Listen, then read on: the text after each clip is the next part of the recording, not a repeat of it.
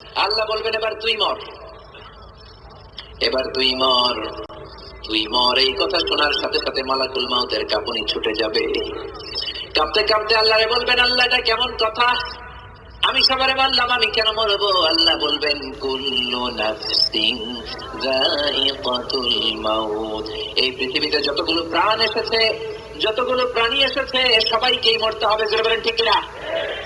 মালাকুল মাউতের কাঁপুনি বেড়ে যাবে। চিৎকার দিয়ে আল্লাহরে ডেকে বলবেন, আল্লাহ সৃষ্টি শুরুতে যদি জানতাম সবাইকে মারার পরে আমি মালাকুল মাউতের মরতে হবে, এই মৃত্যুর দায়িত্বটা নিতে আমি হাত জোর করে সৃষ্টির শুরুতেই আপনার কাছে আল্লাহ আমি ক্ষমা চাইতাম।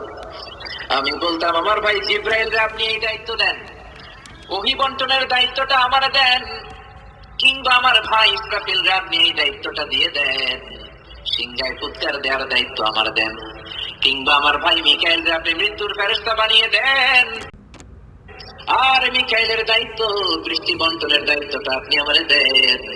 আল্লাহ বলবেন কোনো কথা নাই, কুল্লু নাফসিন যায়িকাতুল মাউত। এবার তুই মরবি, মরে যা। জান্নাত জাহান্নামের মাঝ বরাবর দাঁড়িয়ে বিকট একটা চিৎকার মেরে মালাকুল মাউত পৃথিবী থেকে বিদায় হয়ে যাবে। বিষ্ণু বলেন মালাকুল মাউতের ওই চিৎকারটা তো ভয়ঙ্কর ছিল, ওই চিৎকারের আওয়াজ যদি দুনিয়ার মানুষেরা কেউ শুনতো তাহলে ইসরাফিলের সিংহার কোনো প্রয়োজন হতো না, কিয়ামতের জন্য ইসরাফিলের সিংহার দরকার হতো না। পৃথিবীর সবগুলা মানুষ কানের পর্দা ফেটে লাশ হয়ে সব মানুষগুলো তখনই মরে যেত।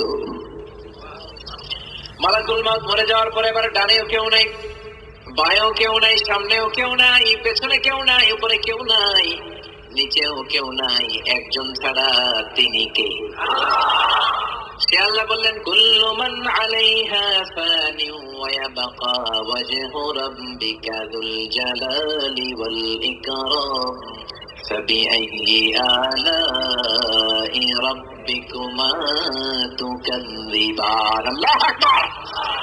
আল্লাহ এবার বলবেন এই পৃথিবী আইনা কুসুরুকে, তোর প্রাসাদ কই, তোর বড় বড় টাওয়ার কই, ইয়া আরদু আইনা আশজারুকি, তোর গাছগুলো কোথায়, আইনাল মুলুক, অত্যাচারী বাদশা অত্যাচারী রাজাগুলো আজকে কোথায়? জোরে বলেন ঠিক না? কোন আওয়াজ নাই। আল্লাহ ডেকে বলবেন লিমানিল মুলকুল ইয়াউমা লিল্লাহিল ওয়াহিদিল কাহ্হার। লিমানিল মুলকুল ইয়াউম, who belongs the kingdom today, who belongs the power today? আজকে ক্ষমতা কার? এজন্য ক্ষমতার বাড়াই যারা করো, ক্ষমতা নিয়ে বাহাদুরি করো, ডোনাল্ড ট্রাম্প, তোমার একদিনও লাগবে না তোমার ক্ষমতার চেয়ার থেকে নামাতে। জোরে বলো ঠিক না? যত বড় রাজা হও, যত বড় বাদশা হও, আসল ক্ষমতার মালিক হলেন একজন, তিনি কে? এবার আল্লাহ ইসরাফিলকে জীবিত করবেন, কেউ বেঁচে নাই, সব মরে গেছে, কোন ঠিক কিনা? ইসরাফিলকে জীবিত করে আল্লাহ বলবেন তোমার 3 নাম্বার বাঁশির মধ্যে ফু দিয়ে তুই তোর চাকরি শেষ কর। 3 নাম্বার ফু দিবে, তখন আল্লাহ মাটি থেকে সব লাশগুলোকে তুলবেন। মিনহা খলাকনাকুম ওয়া ফিহা নুঈদুকুম ওয়া মিনহা নুখরিজুকুম তারাতান উখরা। সবার আগে উঠবে হাবিল, পৃথিবীর প্রথম নিহত মানব হাবিল। আদম আলাইহিস সালামের ছেলে হাবিলের আগে কেউ কি মরেছে? তাকে মেরেছে তার ভাই কাবিল। তিনি কবর ফেড়ে উঠবেন, বলবেন মান বাআসানা মিন মারকাদিনা, কে আমার ঘুম ভাঙালো? এত বছর লম্বা ঘুম, ঘুমাতে ঘুমাতে আমার পিঠ ব্যথা হয়ে যায়।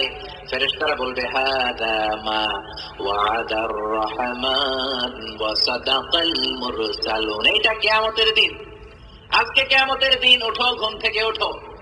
মহাসমাবেশে বোমা ফাটলে মানুষগুলো যেমনি দেয় দৌড়, তেমনি ঠিক সে একটা দৌড় দিবে।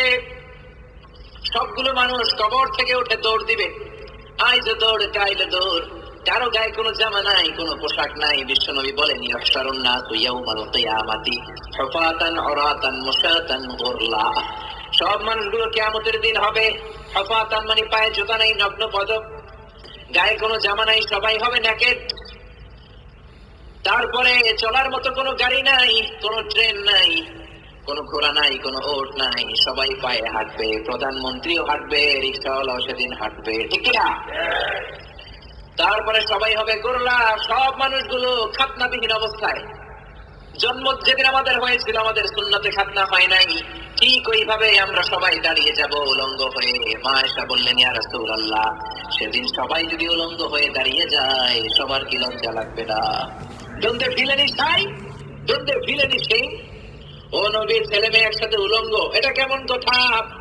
কারো কি লজ্জা লাগবে না? বিষ্ণু বললেন, লিকুল্লি ইমরিইম মিনহুম ইয়াওমাইযিন শাআনুন ইউগনি। আয়েশা, তুমি লজ্জার কথা বললা? কিসের কথা বললো? তুমি বলো লজ্জার কথা।